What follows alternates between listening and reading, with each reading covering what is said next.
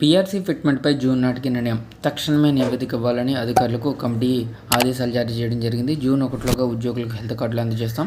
Retired ఉద్యోగులకు 100 రోజుల్లోనే 6,000 కోట్లు ఇస్తామని చెప్పేసి ఇంపార్టెంట్ అప్డేట్. 5న తలపెట్టిన దీక్షను ఉపసంహరించుకోండి. ఉద్యోగ సంఘాల నేతలతో భేటీలో రేవంత్ రెడ్డి గారు. సో ఇక్కడ ప్రభుత్వ ఉద్యోగులకు సంబంధించి సెకండ్ పీఆర్సీ ఫిట్మెంట్పై జూన్ నాటికి నిర్ణయం తీసుకుంటామని ముఖ్యమంత్రి రేవంత్ రెడ్డి తెలిపారు. తక్షణమే పీఆర్సీ నివేదిక అందించాలని అధికారుల కమిటీని ఆదేశించారు.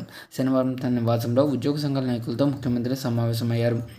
ఈ సందర్భంగా ఆయన మాట్లాడుతూ, ఇది ఫ్రెండ్లీ ప్రభుత్వం అని, ఉద్యోగుల సమస్యలను పరిష్కరించాల్సిన బాధ్యత తమపై ఉందని అన్నారు. ఇక దశాబ్దాలుగా పెండింగ్లో ఉన్న సమస్యలను చాలా వరకు పరిష్కరించామని, 1వ తేదీన జీతాలు చెల్లిస్తున్నామని గుర్తు చేశారు. పీఆర్సీతో సహా 4 అంశాలపై స్పష్టత ఇచ్చిన సీఎం ఉద్యోగులకు ఆరోగ్య భద్రతా కార్డులను జూన్ 1లోగా అందజేస్తామన్నారు. ఇక పదవీ విరమణ చేసిన ఉద్యోగుల ప్రయోజనాలకు సంబంధించి 6,000 కోట్లను 100 రోజుల్లో చెల్లిస్తామన్నారు. 10 ఏళ్ల బీఆర్ఎస్ ప్రభుత్వ హయాంలో వేల కోట్ల రూపాయల బిల్లులు పేరుకుపోయాయని, దీనిపై కసరత్తు చేసి సమస్యల పరిష్కారంలో ముందుకు పోతున్నామని తెలిపారు. ఉద్యోగులు ఈ నెల 5న నిర్వహించే తలపెట్టిన సామూహిక నిరాహార దీక్షలతో పాటుగా అన్ని రకాల నిరసన కార్యక్రమాలను ఉపసంహరించుకోవాలని కోరారు. దీంతో ఆ కార్యక్రమాలన్నింటినీ ఉపసంహరించుకున్నట్లు ఉద్యోగ సంఘాల ప్రతినిధులు తెలిపారు. ప్రభుత్వం ఏ పథకాన్ని ప్రకటించినా ఉద్యోగులు భుజాన్ని వేసుకుని పనిచేస్తున్నారని సీఎం రేవంత్ రెడ్డి ప్రశంసించారు.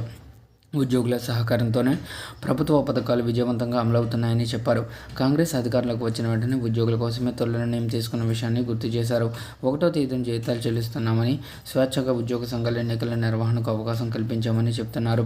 ఎంతో కాలంగా పెండింగ్లో ఉన్న ఉపాధ్యాయ బదిలీలను ఎలాంటి వివాదం లేకుండా పూర్తి చేస్తున్నామని, 2 ఏళ్లలో 67,760 ఉద్యోగ నియామకాలు చేశామని, ప్రతి 2 నెలలకు ఒకసారి గుర్తింపు సంఘాలు ప్రభుత్వ ప్రధాన కార్యదర్శితో సమావేశమై సమస్యలపై ప్రభుత్వానికి నివేదిక ఇవ్వాలని ముఖ్యమంత్రి సూచించారు. ఇక సీఎస్ వద్ద సమస్యల పరిష్కారం కాకపోతే డిప్యూటీ సీఎం వద్ద పరిష్కరించుకోవాలని సూచించారు. దీంతో సీఎం నేతృత్వంలో చాలా వరకు ఉద్యోగ సమస్యల పరిష్కారం అవుతున్నాయని ఉద్యోగ సంఘాల నాయకులు రేవంత్ రెడ్డికి ధన్యవాదాలు తెలిపారు.